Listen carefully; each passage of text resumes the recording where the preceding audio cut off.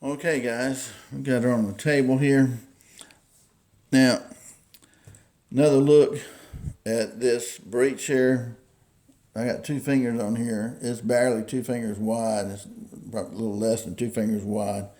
This is some heavy, thick steel right here, so you don't have to worry about it. Several things we can look at.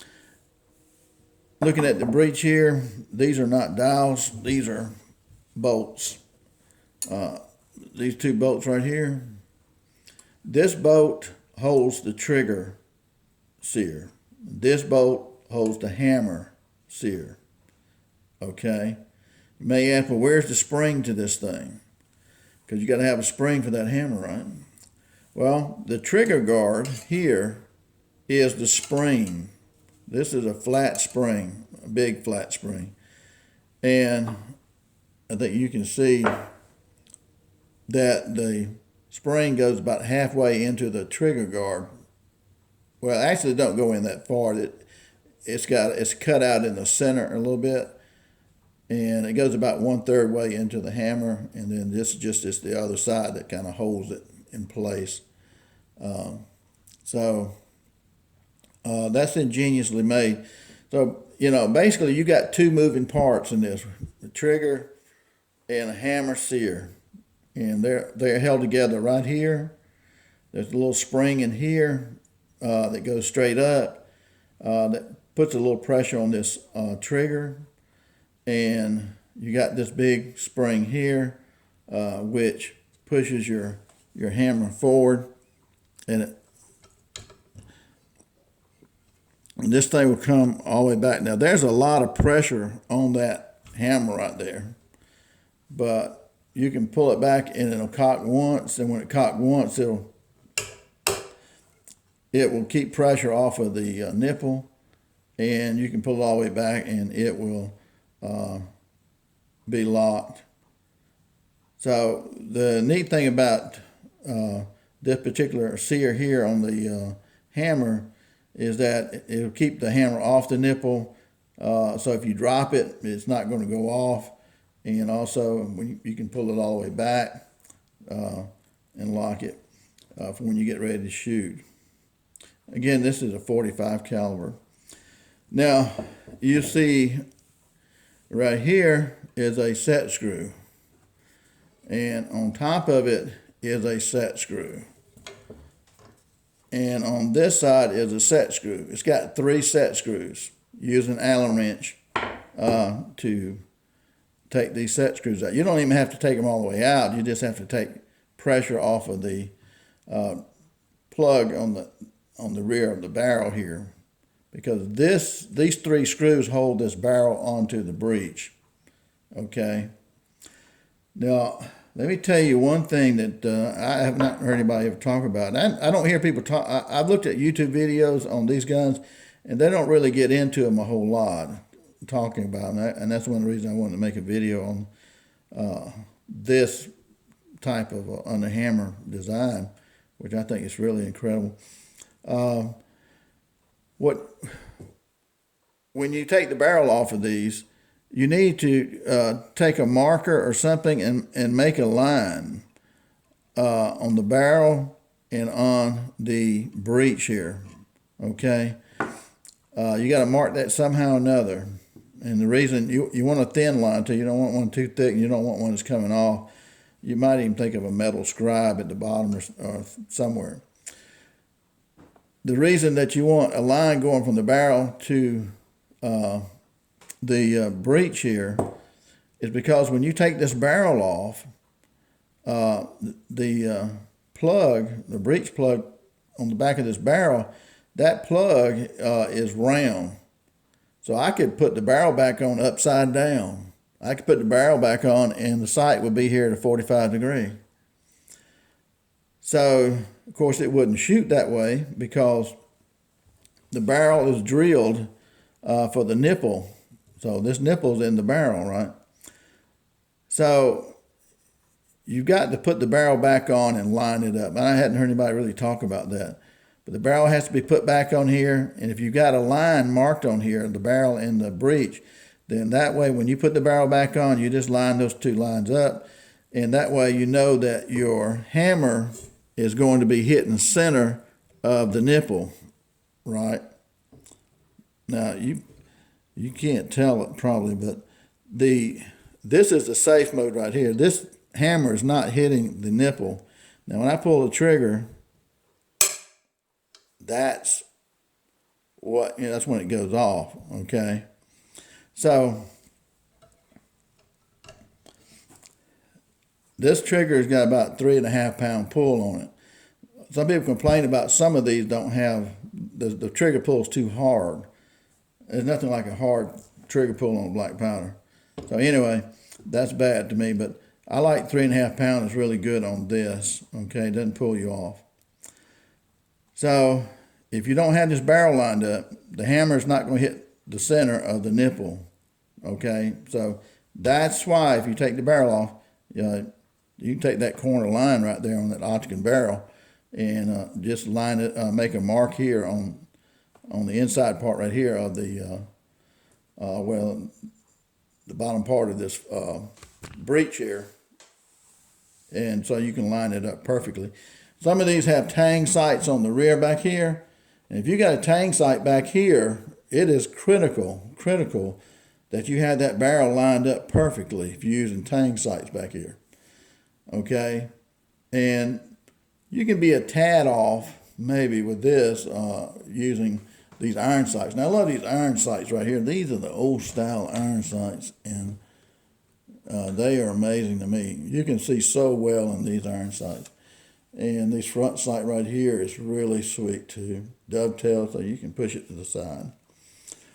And I'm trying not to make a long video. I have the worst problem in the world when it comes to making videos, and there's just so much to know about these right here.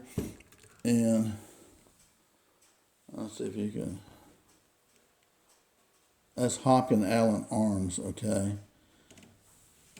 And the barrel maker that I had make this barrel, he's back in 2002. He did a great job on it. But this is a plum brown, which I blued this plum brown and the receiver plum brown because I want it to look old, and I stain it this color to try to make it look old a little bit. So that's the reason for the color. All right, I've told you a lot about the gun itself earlier in the video. Now, just want to show you how to take this thing apart, okay? And try to save you a little bit of time. One, get a good Allen wrench, okay? A good one. No cheap stuff.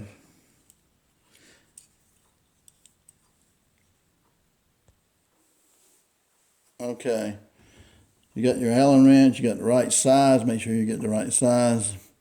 And this is your set screw right here. You put that in there, push it all the way down and turn it. Okay, you feel it break loose. Righty tight, lefty loosey works on these, okay. And I'll do the top one here.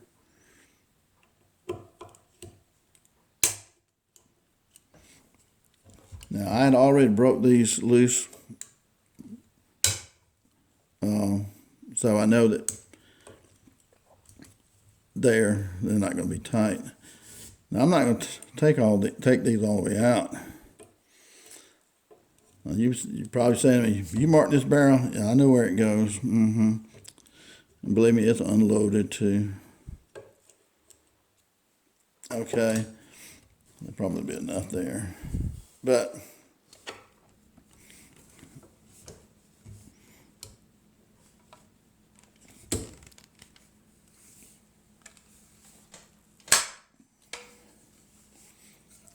okay.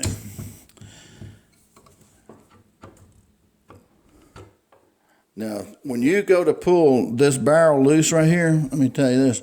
When you go to pull this barrel loose, it's catching right there. What happens is that when you screw these in here, it pushes the metal up a little bit, and they will do that, okay? Now this one, I've already gone through that with this one, so I know to turn the barrel like 40 degrees and it'll release, okay? And see how thick the metal is right here? That's thick. I just measured that. That's a 1/4 inch thick on this breech right here, okay? You can see part of the hammer sear in there. So that's what you have right here. All right. And this is the way your nipple is on the barrel and your plug on the back of your barrel. You can take this off. Now you see this little round indentation here, right there, and one here. That's your top screw. That's your top set screw, and this is your left set screw right here. I'm just trying to look at this on the camera. And then on the other side, you got your right side set screw. That makes that indentation. Let me show you. That makes that indentation right there. Sometimes that can push the metal up and make it difficult to take off sometimes. Okay. So, and to take off the forearm stock here is pretty easy too. That's just a brass rod. And you got a pin right here on it. And you got a pin over here. That'll get out of focus. Pin here. Pin here. And you can take a little punch. I take a little jeweler's tool right here and line that up. Another purpose for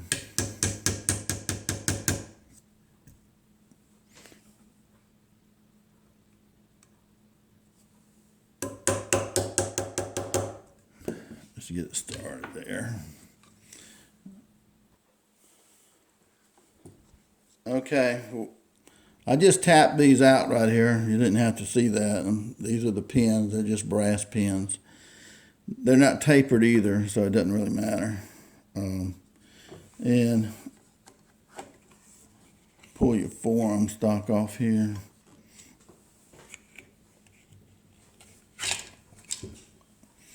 So this is your forearm stock. That's pretty nice. This is not real fancy or anything like that on the forearm stock, but in your ramrod. Now, one thing about the ramrods is loose. They don't have a spring in these. I don't know. Some of them may make them with springs, but if you got one, one guy I talked to, he took some leather and put it on the inside, this little barrel here, and glued it, and just so that it would put friction on the ramrod so it wouldn't accidentally fall out or something. You can see here's a pin hole right here. That's where that pin goes through, and right here too. And of course our nipple, and this brass piece right here just kind of directs a blowout when it blows back and stuff like that, that it doesn't get you or anything like that. If you hold your arm underneath here too close, now you can feel it sometime blow back there. So that's something to remember too. It's not going to hurt you, but it's that's what this brass piece right here does. And your nipples here. While I'm talking about the nipple, since they make so many different calibers from 32 to 62, all that, they're different thickness of the barrel. So on the nipples here, you got to have the right nipple for that barrel thickness. You don't want a big nipple that has a long stem that screws in here. You don't want to have one that's too long and actually goes into where the powder charge is. So when you put powder in the barrel this barrel right here. When you put powder, it comes down here, and actually that powder charge goes past the nipple here, like where my thumb is. So it goes past that nipple. So when the hammer strikes the percussion cap, the flame shoots straight into the powder charge, direct path. The other locking systems, like on the Pennsylvania and the Hawkins, the nipple's up here, so that the flames go here and they have to make a 90-degree turn. Okay, so this is more efficient. You got like 100% ignition with this system here. This is another great feature of the underhammer. And you get the right caps on it, 10 or 11 size, whatever type of nipple you're using. It's stainless steel there. The nipples the percussion caps don't come off. You squeeze them on there tight, you don't have to worry about them coming off. You get the right size percussion cap for your nipple. But again, make sure that stem, you don't get the wrong size nipple where it goes into the powder charge area. I'm talking about past the thread line. That's not good if you get into that powder charge area with too long a nipple. So just remember that with different size barrels. They're not all interchangeable on a system like this. Okay. Okay, on the breech here, I unscrewed the set screw 1, 2, and 3. I unscrewed those not all the way out, just enough, because I know how much it takes to clear the barrel lug right here. And again, like I mentioned, this thing is round, so you can put the barrel on upside down, but you're not going to get any fire because that hammer has to be lined up with that nipple. Otherwise, if you got it off here, it's not going to do anything. Okay, I think enough said about that. That's one of the things. I not really heard anybody talk about that before. Okay, so let's take the hammer and the trigger off and the spring off right here. I found that if you try to take this spring off, that doesn't work because there's stored energy in this spring pushing against this screw right here. It's a lot easier to take out the bolts here. If you take out this bolt here, this sear will come loose, but it won't come out because you've got the spring here. So if you take out the bolt here first, then you can manipulate the hammer out. And this stored energy right here, it's not going to fling up like that, and just throw this thing to the ceiling. It's not going to do that, okay? Put your hand over it, but it's not going to hurt your hand. It doesn't move that much, this spring, so you don't have to worry about this thing just springing out and going everywhere or hurting you or anything like that, okay? So let's get that. Okay, make sure you get the right size screwdriver.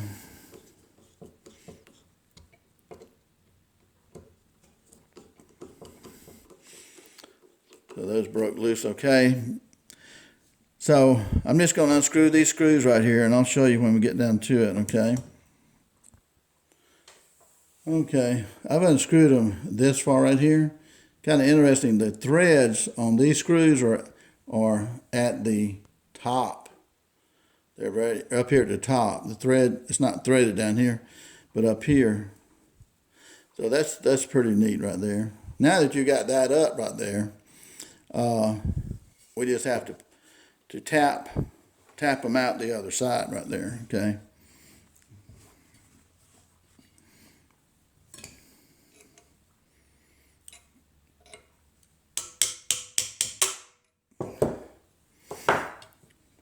Okay. Now this spring right here pushes the hammer forward right there.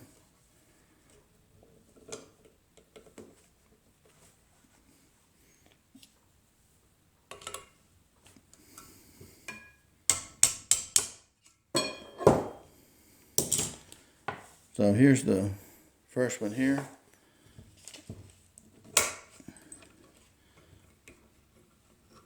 And there's a spring right here. So this is your hammer. And you see this right here, this is where it goes around the hammer right here.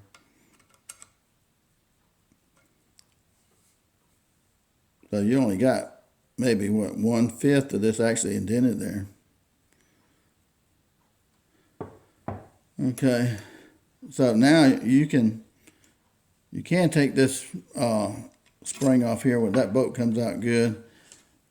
Now when you pull this out, watch this right here. Now when you pull this out, you got this spring right here. See the spring? The spring goes straight up in here. Okay, it goes straight up, vertical, straight up in here. So let me take this guard off right here. Once you take that hammer out, it gets rid of all that stored energy. So it makes it easier to take your guard off, which is your flat spring. So again, this spring right here is pretty neat. So this is the beauty of take the spring off. This is the real beauty of this system right here, in that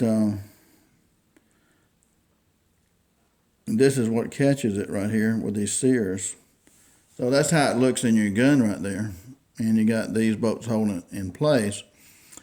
Okay. So you see, this is what it looks like. And you're just removing two bolts, two sears, and taking the flat spring off. And that's all you got to do. And of course your set screws here remove your barrel, and those pins I have take off the stock, and you get a nipple wrench for your nipple here. Take that out. You know, if you've shot this a lot, you probably want to change the nipple out, maybe. Okay, guys, let's put this back together. Okay. First thing you want to do probably is use the trigger. Now, remember with the trigger, you see how it looks? You got this spring. And when you put this spring in, you got to put it in just like this. You can try it different ways, but it's not going to work. You got to have it like this, okay? So it's a lot of aggravation if you do this wrong. A lot of aggravation. So we turn the trigger over. So that's how it looks with the spring in it. And the spring just pops out like this, okay? Now when you put this in, there's a slot that goes back in here. That's where you want this spring going back in here, okay? And if we got this focus, spring goes back in here. All right. And it'll go like this right here, kind of go vertical, well, 1 o'clock position, and go in. Now, is lining the holes up right here. I use a rod right here to line that hole and kind of wall it around, so that these have to fit perfectly on there. So it's a little pain sometimes to get them lined up just right. Okay, we got the spring in here. You have to do it just the way I showed you, because it will be a mind wrecker trying to get that spring right if you don't put it in there like that. And the spring, you got tension on it right here now, okay? I think that tension needs to be a little bit stronger though, because this is where the part of the sear catches the hammer. But So that way you know it's in right when you can, pull it. All right.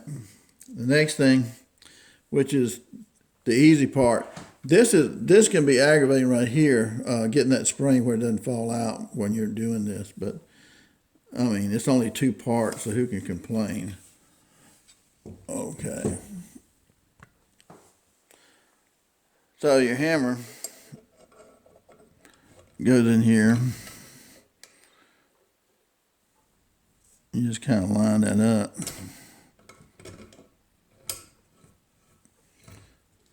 And see, the hammer is no trouble.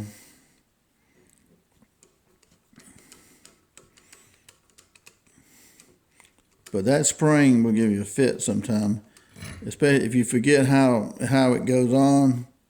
You got about 4 or 5 different ways, and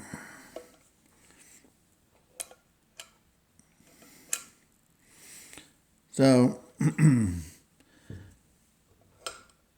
you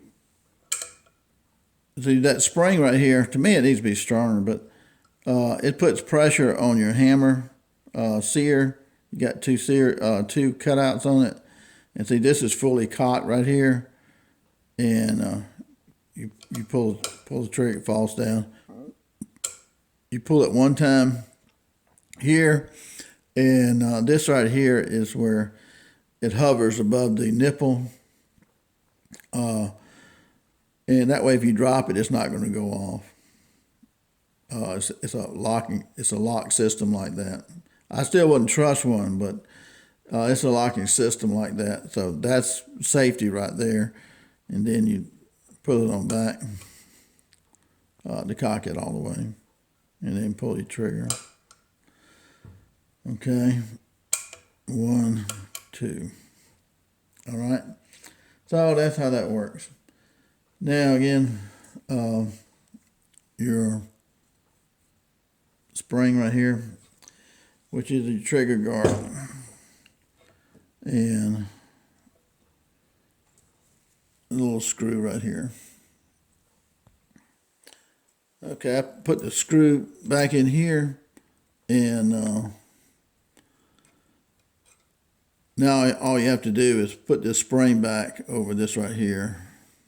Okay, and you just pick it up and set it down here like that. It's good to have this all the way down. Okay, and then you pull it. Just pull it like that and see it popped into place. Now it's got a lot of pressure on it right here. But that's what you do.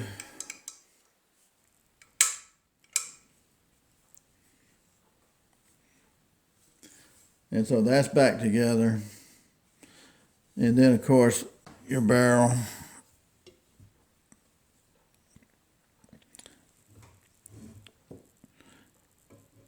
Now this one I have to turn it at an angle just a little bit to get the hook up.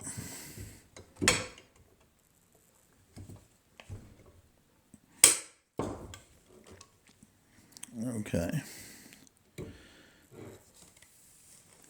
Now for me to line this one up, I got to take one of these set screws out, because I know where it's got a ring at on the bottom where that set screw's at.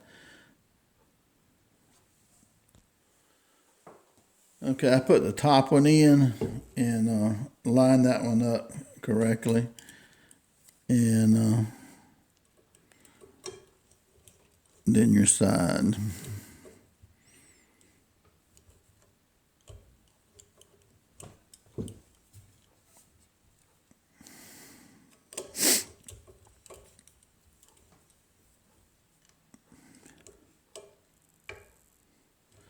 You want to tighten it, but you don't want to tighten it too tight.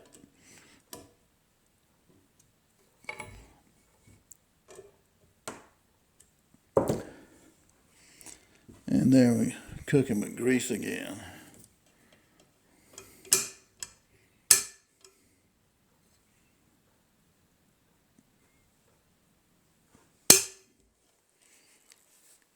Oh, that looks good. And then we'll put a forearm stop back on right here. And it's just got pins here, one here and one here. And you can see the holes in this right here, and you just kind of line that up when you put it on.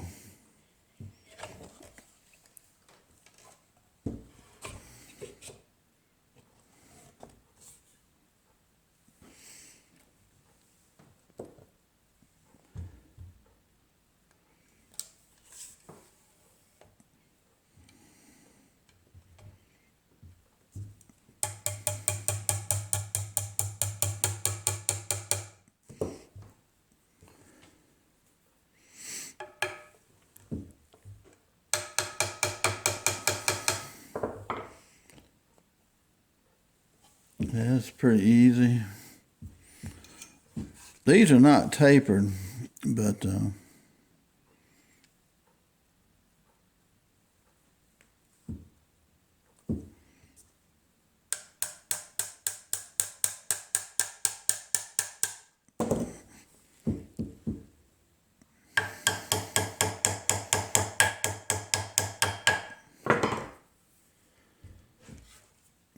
okay.